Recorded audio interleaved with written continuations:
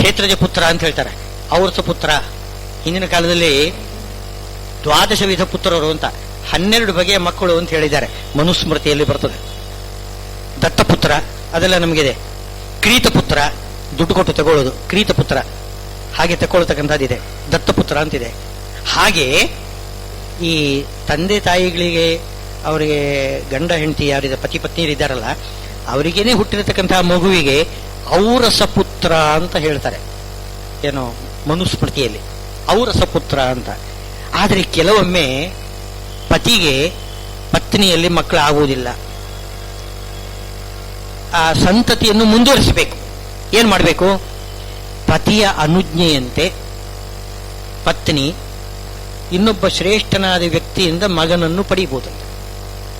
ಇದಕ್ಕೆ ಕ್ಷೇತ್ರಜ ಪುತ್ರ ಅಂತ. ಕ್ಷೇತ್ರಜ ಪುತ್ರರು. ಕ್ಷೇತ್ರ ಅಂದ್ರೆ ಹೆಂಡತಿ. ಹೆಂಡತಿಯಲ್ಲಿ ಹುಟ್ಟಿದ ಮಗು. ತನಗೆ ಅಲ್ಲ, ಇನ್ನೊಬ್ಬರಿಗೆ ತನ್ನ ಹೆಂಡತಿಯಲ್ಲಿ ಹುಟ್ಟಿರತಕ್ಕಂತಹ ಮಗು. ಈ ಉದಾಹರಣೆಗೆ ಪಾಂಡವರು ಹೇಗೆ ಹುಟ್ಟಿದ್ರು? ಕುಂತಿಯಲ್ಲಿ ಪಾಂಡುವಿಗೆ ಮಕ್ಕಳಾಗಲಿಲ್ಲ. ಯಾಕೆಂದ್ರೆ ಕುಂತಿಯ ಸಂಘ ಮಾಡಿದರೆ ಅವನು ಸತ್ತೋಗ್ತಾನೆ. ಅವನು ಮುನಿ ಶಾಪ, ಅವನಿಗೆ ಉಪಾಯ ಇಲ್ಲ. ಅದಕ್ಕೆ ಕುಂತಿಗೆ ಆಜ್ಞಾ ಮಾಡಿದ, ನೀನು ದೇವತೆಗಳನ್ನು ಕರಿ, ಆಹ್ವಾನ ಮಾಡು, ಅವರು ಮಕ್ಕಳನ್ನು ಹುಟ್ಟಿಸಲಿ. ಅವನು ಪಾಂಡವರಾಗಿಬಿಟ್ರು. ಅವರು ಪಾಂಡುವಿಗೆ ಹುಟ್ಟಿಲ್ಲ. ಅವರು ಯಾರಿಗೆ? ಧರ್ಮರಾಜ, ಇವರು ಯಾರು? ಭೀಮಸೇನ, ಅರ್ಜುನ, ಯಾರು ಕೂಡ ಪಾಂಡು ಚಕ್ರವರ್ತಿಯಿಂದ ಹುಟ್ಟಿದ್ದಲ್ಲ. ಪಾಂಡು ಚಕ್ರವರ್ತಿಯಿಂದ ಅವನ ಆಜ್ಞೆಯಂತೆ ಕುಂತಿ ದೇವಿ ಏನೋ ಧರ್ಮರಾಜರನ್ನು, ಯಮಧರ್ಮರಾಜರನ್ನು, ವಾಯುದೇವರನ್ನು, ದೇವೇಂದ್ರನನ್ನು, ಅಶ್ವಿನಿ ದೇವತೆಗಳನ್ನು ಕರೆದು ಅವರಿಂದ ಮಕ್ಕಳನ್ನು ಪಡೆದಿದ್ದು. ಇದು ಕ್ಷೇತ್ರಜ ಪುತ್ರರು ಅಂತ ಹೇಳ್ತಾರೆ. ಕ್ಷೇತ್ರಜ ಪುತ್ರರು ಹಿಂದಿನ ಕಾಲದಲ್ಲಿ ಇತ್ತು ಆ ಥರ. ಅಂತೂ ಯಾಕೆ ಹೇಳಿದೆ ಅಂತಂದ್ರೆ, ಕ್ಷೇತ್ರ ಅಂದ್ರೆ ಭಾರ್ಯೆ ಅಂತ. ಇಲ್ಲಿ ಧರ್ಮನ ಕ್ಷೇತ್ರ ಯಾರು? ದ್ರೌಪದಿ ದೇವಿ. ಧರ್ಮರಾಜನ ಕ್ಷೇತ್ರ ದ್ರೌಪದಿ ದೇವಿ. ಧರ್ಮ ಕ್ಷೇತ್ರದಲ್ಲಿ ಆ ದುರ್ಯೋಧನಾದಿಗಳು ದೊಡ್ಡ ಅಪರಾಧ ಮಾಡಿದ್ರು, ದೊಡ್ಡ ತಪ್ಪು ಕೆಲಸ ಮಾಡಿದರು. ಅದೇ ಈ ಯುದ್ಧಕ್ಕೆ ಮೂಲ ಕಾರಣ. ಮಹಾಭಾರತ ಯುದ್ಧಕ್ಕೆ ಮೂಲ ಕಾರಣ ಕೇವಲ ರಾಜ್ಯಕ್ಕೋಸ್ಕರ ಅಲ್ಲ. ಅಲ್ಲಿ ಯಾವಾಗ ದ್ರೌಪದಿ ದೇವಿಯರ ಮೇಲೆ ದುರ್ಯೋಧನ, ದುಶ್ಯಾಸನ ಮುಂತಾದವರೆಲ್ಲ ಅಪಚಾರ ಮಾಡಿದರು, ಆವಾಗ ಭೀಮಸೇನ ದೇವರು ನಿನ್ನ ತೊಡೆಯನ್ನು ಮುರಿತೇನೆ ಅಂತ ಏನು ಪ್ರತಿಜ್ಞೆ ಮಾಡಿದರು. ಆ ಪ್ರತಿಜ್ಞೆಯನ್ನು ನಡೆಸಲಿಕ್ಕೋಸ್ಕರನೇ ಈ ಮಹಾಭಾರತ ಯುದ್ಧ. ಕೇವಲ ರಾಜ್ಯಕ್ಕಾಗಿ ಜಗಳ ಅಂತ ಹೇಳಲಿಕ್ಕೆ ಬರೋದಿಲ್ಲ ಇದನ್ನು. ಅವನು ಹೇಳ್ತಾನೆ, ಕಿನ್ನೋ ರಾಜ್ಯೇನ ಗೋವಿಂದ, ನನಗೆ ರಾಜ್ಯ ಇಲ್ಲದೆ ಹೋದ್ರೇನೆ, ನಾವು ಎಲ್ಲಿಗಾದ್ರೂ ಹೋಗ್ಬಿಡ್ತೇವೆ, ಕಾಡಿನಲ್ಲೇ ಇರೋಣ ಅಂತ. ಧರ್ಮರಾಜನು ಹಾಗೆ ಹೇಳಿದ. ಅರ್ಜುನ ಮಾತ್ರವಲ್ಲ, ಧರ್ಮರಾಜನು ಹಾಗೇನೆ ಹೇಳಿದ. ಈ ಬೇಡ, ಯಾಕೆ ಈ ನಮ್ಮ ಬಂಧುಗಳನ್ನು ಕೊಂದು ರಾಜ್ಯಭಾರ ಯಾಕೆ ಮಾಡಬೇಕು? ನಾವು ಕಾಡಿನಲ್ಲಿ ಸುಖವಾಗಿರೋಣ. ಸುಖವಾಗಿ ಇದ್ರಂತೆ ಅವರು, ನಿಜವಾಗಿಯೂ ಕೂಡ. ಅಂತೂ ಇಂತೂ ಕುಂತಿ ಮಕ್ಕಳಿಗೆ ವನವಾಸ ಅಂತಂದ್ರೆ ಏನು? ಅದು ವನವಾಸ ಅವರಿಗೆ ಅರಮನೆ ವಾಸಕ್ಕಿಂತಲೂ ವನವಾಸ ಶ್ರೇಷ್ಠ ಆಗಿತ್ತಂತೆ. ಯಾಕೆಂದ್ರೆ ಅರಮನೆ ವಾಸದಲ್ಲಿ ಏನಾಗ್ತದೆ, ಪ್ರಜೆಗಳನ್ನು ರಕ್ಷಣೆ ಮಾಡಬೇಕಾದ ಒಂದು ಕೆಲಸ ಇರ್ತದೆ, ಲೌಕಿಕ ಎಲ್ಲ ಇರ್ತದೆ. ಇಲ್ಲಿ ಲೌಕಿಕ ಏನಿಲ್ಲ, ಎಲ್ಲಿ ಪಾರಮಾರ್ಥಿಕ. ಋಷಿ ಮುನಿಗಳೆಲ್ಲ ಬರ್ತಾರೆ, ಸುಮಾರು 10,000 ಇದು ಒಳ್ಳೆ ಋಷಿಗಳು, ಅವರ ಬ್ರಾಹ್ಮಣರು, ಅವರೆಲ್ಲ ನಿತ್ಯ ಬ್ರಾಹ್ಮಣರು. ಯಾರಿಗೆ? ಪಾಂಡವರಿಗೆ. ಅವರು ದ್ರೌಪದಿ ದೇವಿ ಅವರಿಗೆ ಅಡಿಗೆ ಮಾಡಿ ಬಡಿಸಬೇಕು, ಅವರಿಗೆ ಭೋಜನ ಮಾಡಿಸಿ ಎಲ್ಲ ಕೂತ್ಕೊಂಡು ಚೆನ್ನಾಗಿ ಭಗವಂತನ ಕಥೆಗಳನ್ನು ಕೇಳಿಕೊಂಡು ಆನಂದವಾಗಿರ್ತಿದ್ದಂತೆ. ಏನು ಅಕ್ಷಯ ಪಾತ್ರೆಯಲ್ಲಿ ಅನ್ನ ಸಿಗ್ತಾ ಇತ್ತು. ಬಂಗಾರದ ತಟ್ಟೆಯಲ್ಲಿ ಎಲ್ಲರಿಗೂ ಕೂಡ ಬ್ರಾಹ್ಮಣರಿಗೆ ಊಟ ಮಾಡಿಸಿ ಅವರನ್ನು ಕೂಡಿಸಿಕೊಂಡು ಭಗವಂತನ ಚರಿತ್ರೆಯನ್ನು ಶ್ರವಣ ಮನನ ನಿಧಿಧ್ಯಾಸನ ಮಾಡ್ತಾ ಆನಂದದಿಂದ ಕಾಲ ಕಳೆದಿದ್ದಾರೆ. ಅವರು ಏನು ದುಃಖ ಪಟ್ಟಿಲ್ಲ ಪಾಂಡವರು. ಇದೇ ಸುಖ ಅಂತ ಅವರು ತಿಳ್ಕೊಂಡಿರ್ತಾರೆ. ಆದರೆ ಈ ಧರ್ಮರಾಜ ಇಷ್ಟು ಒಳ್ಳೆ ಕೆಲಸ ಮಾಡಿ, ಧರ್ಮರಾಜ ಅಂದ್ರೆ ಪಾಂಡವರು, ಅವರು ಒಳ್ಳೆ ಕೆಲಸ ಮಾಡಿದರು. ಕಿಂ ತಂದ್ರೇನು? ಒಳ್ಳೆ ಕೆಲಸ ಮಾಡಿದರು. ಅವರು ರಾಜ್ಯಕ್ಕಾಗಿ ಏನು ಮಾಡಲಿಲ್ಲ, ಪ್ರಯತ್ನ ಮಾಡಿಲ್ಲ. ರಾಜ್ಯ ಬೇಡ ಅಂತಲೇ ಹೇಳ್ತಕ್ಕಂಥವ್ರು. ಆದರೆ ಆ ಪ್ರತಿಜ್ಞಾ ಇದೆಯಲ್ಲ, ಕ್ಷತ್ರಿಯರಿಗೆ ಆ ಪ್ರತಿಜ್ಞಾ ಇದೆಯಲ್ಲ, ಅದು ಮಾತ್ರ ಅದು ಪ್ರತಿಜ್ಞಾ ಭಂಗ. ಪ್ರತಿಜ್ಞೆ ಮಾಡಿದ್ದನ್ನು ನಡೆಸಿಕೊಡದೆ ಹೋದರೆ ಅದು ಮರಣಕ್ಕಿಂತ ಅದು ಹೆಚ್ಚು ದುಃಖದಾಯಕ. ಏನು ಹೇಳ್ತಾರಲ್ಲ ಹಿಂದಿಯಲ್ಲಿ, ಪ್ರಾಣ ಜಾಯೆ ವಚನ್ ಬಚಾಯೆ. ಪ್ರಾಣ ಬೇಕಾದರೂ ಹೋಗಲಿ, ವಚನ ಮಾತ್ರ ಅದನ್ನು ಬಿಡಬಾರದು. ಅದು ಅವರಿಗೆ ಕ್ಷತ್ರಿಯರಿಗೆ ದೊಡ್ಡ ಒಂದು ಇದು ವ್ರತ, ಅದು ಸತ್ಯ ವ್ರತ. ತಾವು ಕೊಟ್ಟಿರೋದ್ರಿಂದ ಮಾತಿಗೆ ಯಾವತ್ತೂ ಕೂಡ ತಪ್ಪಬಾರದು. ಭೀಮಸೇನ ದೇವರು ಯಾವಾಗ ತೊಡೆ ಮುರಿತೇನೆ ಅಂತ ಪ್ರತಿಜ್ಞಾ ಮಾಡಿದ್ರು, ಅದಕ್ಕೋಸ್ಕರ ಶ್ರೀಕೃಷ್ಣ ಸಂಧಿ ಅಂತ ಹೋದರೂ ಕೂಡ ಧರ್ಮರಾಜನ ಒಂದು ದಾಕ್ಷಿಣ್ಯಕ್ಕೆ ಒಳಗಾಗಿ ಹೋಗಿ ಸಂಧಿ ಅಂತ ಹೋಗಿ ಕೂತಿದ್ದಾನೆ. ಕೃಷ್ಣ ಮಾಡ್ತಾನೆ ಸಂಧಿ ಬೇಡ ಅಂತ. ಅವನು ಒಳಗಡೆ ಇತ್ತು ಏನು ಸಂಧಿ ಬೇಡ ಅಂತ. ಸ್ವಾರಸ್ಯ, ಹೊರಗಡೆ ಸಂಧಿ ಉಪದೇಶ ಕೊಡ್ತಾನೆ ಶ್ರೀಕೃಷ್ಣ, ಒಳಗಡೆ ನಿಂತು ದುರ್ಯೋಧನನಿಗೆ ಸಂಧಿ ಬೇಡ ಅಂತ ಪ್ರೇರಣೆ ಮಾಡ್ತಾನೆ. ಏನು ಡಬಲ್ ರೋಲ್ ಅಂತ ಹೇಳ್ತಾರಲ್ಲ, ಎರಡು ರೀತಿ. ಹೊರಗಡೆ ಒಂದು ಉಪದೇಶ, ಒಳಗಡೆ ಒಂದು ರೀತಿಯ ಪ್ರೇರಣೆ. ಬೇಕು ಬೇಕು ಅಂತಲೇ ಮಾಡ್ತಾ ಇದ್ದಾನೆ. ಯಾಕೆಂದ್ರೆ ನಾಳೆ ಅಪಕೀರ್ತಿ ಬರಬಾರದು. ಶ್ರೀಕೃಷ್ಣ ಏನು ಪ್ರಯತ್ನನೇ ಮಾಡಿಲ್ಲ, ಕುರು ವಂಶ ಪೂರ್ತಿ ಧ್ವಂಸ ಆಗುವ ಹಾಗೆ, ನಾಶವಾಗುವ ಹಾಗೆ ಎಲ್ಲ ಮಾಡಿಬಿಟ್ಟ. ಏನು ಪ್ರಯತ್ನನೇ ಮಾಡಿಲ್ಲ ಅಂತ ಏನು ಅಪಕೀರ್ತಿ ಬರಬಾರದು. ಅತ್ತ ಧರ್ಮರಾಜನಿಗೂ ಕೂಡ ದುಃಖವಾಗ್ತದೆ, ಸಂಧಿ ಮಾಡಲಿಲ್ಲ ಕೃಷ್ಣ ಅಂತ. ಅದಕ್ಕೋಸ್ಕರ ಏನು ಎಲ್ಲರೂ ಕೂಡ ಋಷಿಮುನಿಗಳು ಎಲ್ಲರೂ ಕೂಡ ಸಭೆಯಲ್ಲಿ, ಏನು ದೊಡ್ಡ ರಾಜ್ಯಸಭೆ ಒಡ್ಡೋಲಗ ನಡೀತಾ ಇದೆ, ಎಲ್ಲರೂ ಕೇಳುವ ಹಾಗೆ ಎಲ್ಲರ ಮುಂದೆ ಶ್ರೀಕೃಷ್ಣ ಏನು ಒಳ್ಳೆ ರೀತಿಯ ಸಂಭಾಷಣೆ, ಏನೋ ಉಪನ್ಯಾಸ ಕೊಡ್ತಾ ಇದ್ದಾನೆ, ಸಂಧಿ ಮಾಡಬೇಕು ಸಂಧಿ ಮಾಡಬೇಕು. ಆದರೆ ಒಳಗಡೆ ನಿಂತು ದುರ್ಯೋಧನ ಒಳಗಡೆ ಇದೆಲ್ಲ ಬೇಡ, ಸಂಧಿ ಬೇಡ, ಸಂಧಿ ಬೇಡ, ಹಾಗೆ ಪ್ರೇರಣೆ ಮಾಡಿ ದುರ್ಯೋಧನ ಹೇಳ್ತಾನೆ. ಆಮೇಲೆ ಜಾನಾಮಿ ಧರ್ಮಂ ನಚ ಮೇ ಪ್ರವೃತ್ತಿ, ಜಾನಾಮಿ ಅಧರ್ಮಂ ನಚ ಮೇ ನಿವೃತ್ತಿ. ಒಳ್ಳೆ ಕೆಲಸ ಏನು ಅಂತ ನನ್ಗೆ ಗೊತ್ತಿದೆ, ಅದನ್ನ ನಾನು ಮಾಡಲ್ಲ, ನನಗೆ ಪ್ರವೃತ್ತಿ ಆಗೋದಿಲ್ಲ.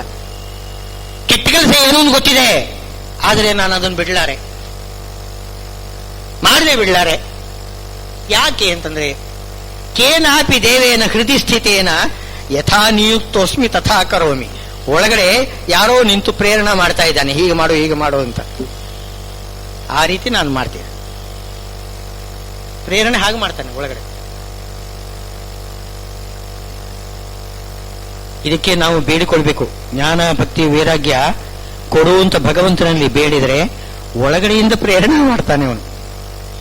ಒಳಗಡೆಯಿಂದ ಪ್ರೇರಣೆ ಸರಿಯಾಗಿ ಇಲ್ಲದೆ ಹೋದರೆ ಹೊರಗಡೆ ಏನು ಉಪದೇಶ ಕಿವಿಗೆ ಬಿದ್ದರೂ ಕೂಡ, ಏನು ಹೇಳ್ತಾರಲ್ಲ, ಗೋರ್ಕಲ್ಲ ಮೇಲೆ ಮಳೆಗರೆದರ ಕಲ್ಲು ನೀರು ಕುಡಿಯಲ್ಲಹುದೇ ಅಂತ ಸರ್ವಜ್ಞ ಅಂತ ಒಬ್ಬ ಹೇಳಿದ್ದಾನೆ ಕವಿ. ಅವನು ಬಂಡೆಕಲ್ಲಿನ ಮೇಲೆ ಮಳೆ ನೀರು ಎಷ್ಟು ಬಿದ್ದರೂ ಕೂಡ ಆ ಬಂಡೆಕಲ್ಲು ನೀರು ಕುಡಿತದಾ? ಕುಡಿಯುವುದಿಲ್ಲ.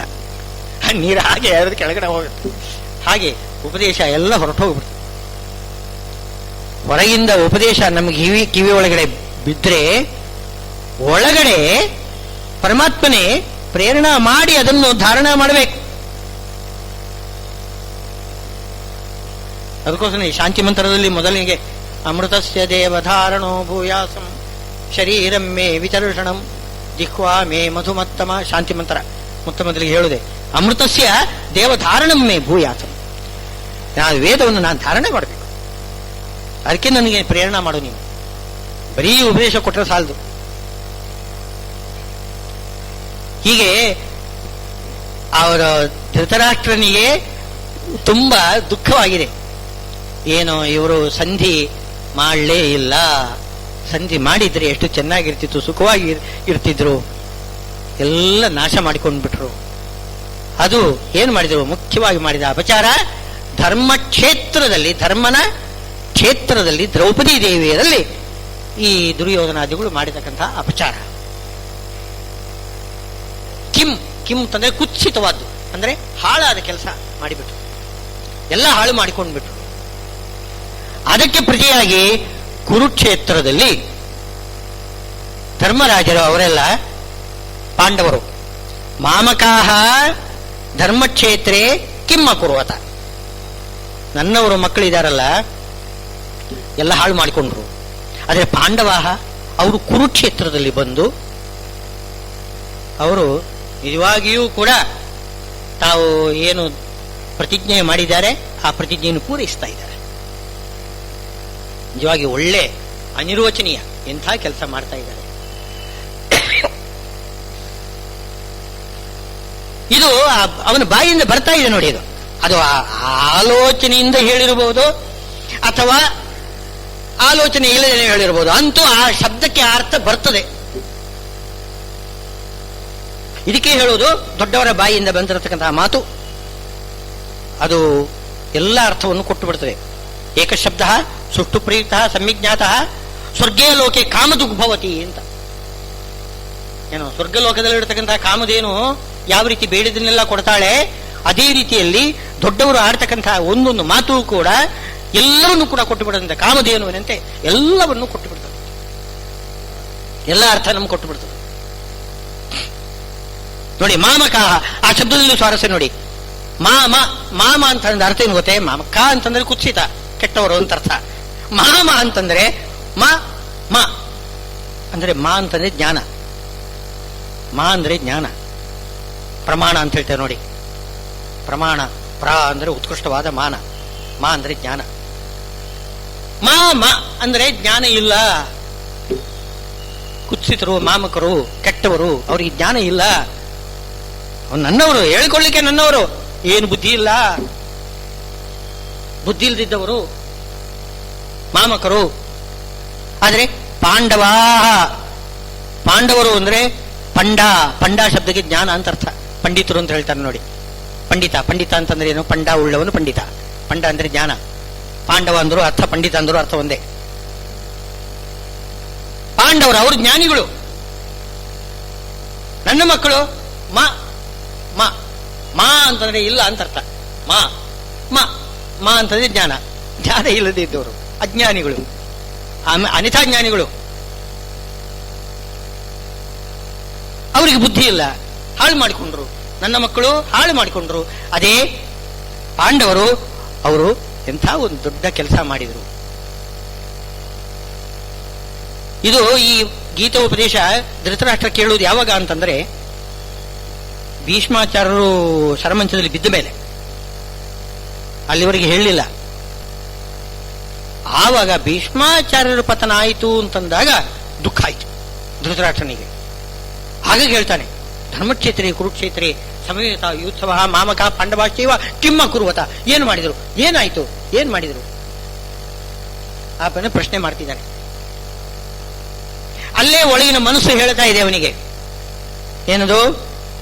ಏನೋ ನನ್ನ ಮಕ್ಕಳು ಬುದ್ಧಿ ಇಲ್ದಿದ್ದವರು ಹಾಳು ಮಾಡ್ಕೊಂಡ್ಬಿಟ್ರು, ಅಂಥ ಭೀಷ್ಮಾಚಾರ್ಯರು ರಣರಂಗದಲ್ಲಿ ಶರಮಂಚದಲ್ಲಿ ಬಿದ್ದು ಹೋದ್ರು ಅಂತಂದ್ರೆ ನಿಜವಾಗಿಯೂ ಕೂಡ ಪಾಂಡವರು ಏನು ದೊಡ್ಡ ಕೆಲಸ ಮಾಡಿದರು, ಏನು ಅದ್ಭುತವಾದ ಕೆಲಸ ಮಾಡಿದರು.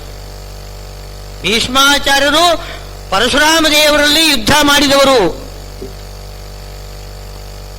ಅಂಥ ಭೀಷ್ಮಾಚಾರ್ಯರು 800 ವರ್ಷದ ಒಂದು ವೃದ್ಧರಾಗಿದ್ದರೂ ಕೂಡ ತನ್ನ ಮೊಮ್ಮಗ, ಯಾರು ಅರ್ಜುನ, ಮಗನೂ ಅಲ್ಲ ಮೊಮ್ಮಗ, ಅವನ ಮುಂದೆ ಹೇಗೆ ಯುದ್ಧ ಮಾಡಿದ್ರು ಭೀಷ್ಮಾಚಾರ್ಯ. ಮಹಾಭಾರತ ಹೇಳಬೇಕು, ವರ್ಣನೆ ಮಾಡಬೇಕು, ಏನು ಯುದ್ಧ ಮಾಡಿದ್ರು.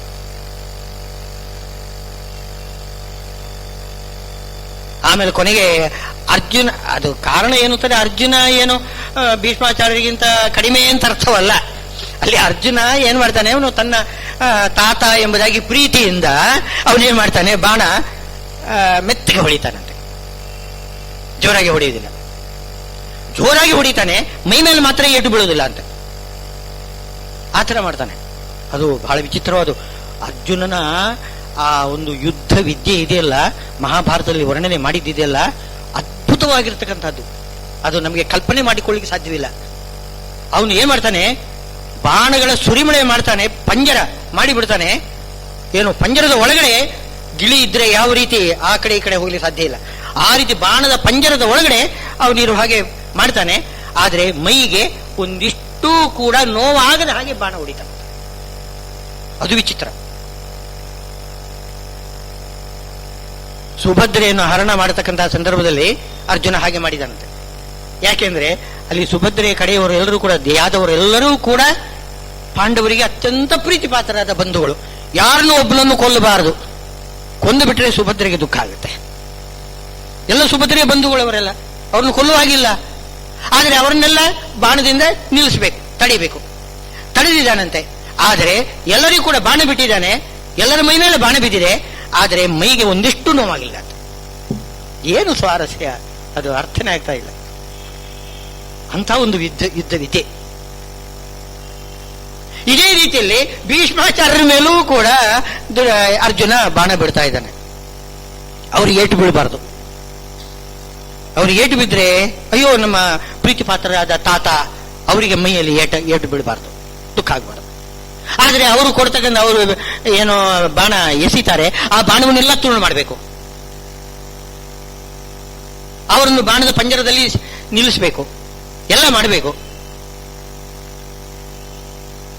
ಕೊನೆಗೆ ಏನಾಯಿತು, ಬಾಣದ ಪಂಜರದಲ್ಲೇನೆ ಅವರನ್ನು ಶರಮಂಚದಲ್ಲಿ ಮಲಗಿಸಿಬಿಟ್ಟ ಏನು ಅರ್ಜುನ.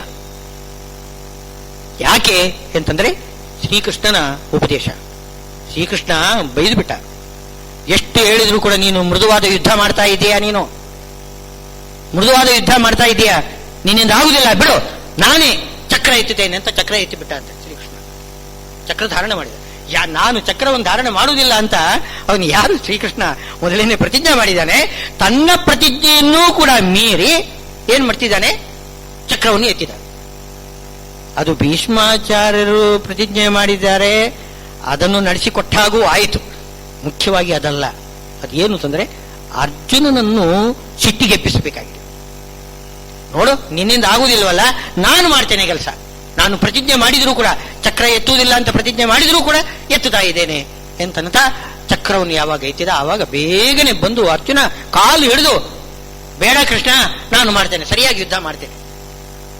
ಆಮೇಲೆ ಸರಿಯಾಗಿ ಯುದ್ಧ ಮಾಡಿ ಮೈ ಎಲ್ಲ ಬಾಣಗಳನ್ನೆಲ್ಲ ಬಿಡಿಸಿ, ಏನು 10 ದಿವಸ ಯುದ್ಧ ನಡೀತಿತ್ತು. ಇದು ಮೊದಲನೇ ದಿವಸನೇ ಮಾಡಿರ್ಲಿಕ್ಕೆ ಸಾಧ್ಯ ಇರ್ಲಿಲ್ವೇ ಅರ್ಜುನನಿಗೆ? ಮಾಡಲಿಲ್ಲ, ಮುಂದುವರಿಸಿದ್ದಾನೆ. ಕೊನೆಗೆ 10ನೇ ದಿವಸದಲ್ಲಿ ಶ್ರೀಕೃಷ್ಣನ ಒಂದು ಒತ್ತಾಯಕ್ಕೆ ಮಣಿದು ಏನ್ ಮಾಡ್ತಿದ್ದಾನೆ, ಶರಮಂಚದಲ್ಲಿ ಮಲಗಿಸಿಬಿಟ್ಟ ಭೀಷ್ಮಾಚಾರ್ಯ. ಏನು ಅದ್ಭುತ, ಎಂಥ ಅದ್ಭುತ ಇದೆ. ಪಾಂಡವರು ಮಾಡತಕ್ಕಂತಹ ಯುದ್ಧ ಅದ್ಭುತ. ಅದಕ್ಕಿಂ ಅನಿರ್ವಚನೀಯವಾಗಿರ್ತಕ್ಕಂಥದ್ದು ಕರ್ಮವನ್ನು ಮಾಡಿಬಿಟ್ಟಿದ್ದಾರೆ ಪಾಂಡವರು. ನನ್ನ ಮಕ್ಕಳು ಮಾತ್ರ ಎಲ್ಲ ಹಾಳು ಮಾಡಿಕೊಂಡ್ಬಿಟ್ರು, ಕೆಟ್ಟದನ್ನ ಮಾಡಿಬಿಟ್ರು. ಆಗ್ಲಿ, ಏನು ಮಾಡಿದ್ದಾರೆ ಹೇಳು ಅಂತ ಎಂಬುದಾಗಿ ಧೃತರಾಷ್ಟ್ರ ಪ್ರಶ್ನೆ ಮಾಡ್ತಾ ಇದ್ದಾನೆ ಅಂತನ್ನೋಲ್ಲಿಗೆ ಇಂದಿನ ಪ್ರವಚನ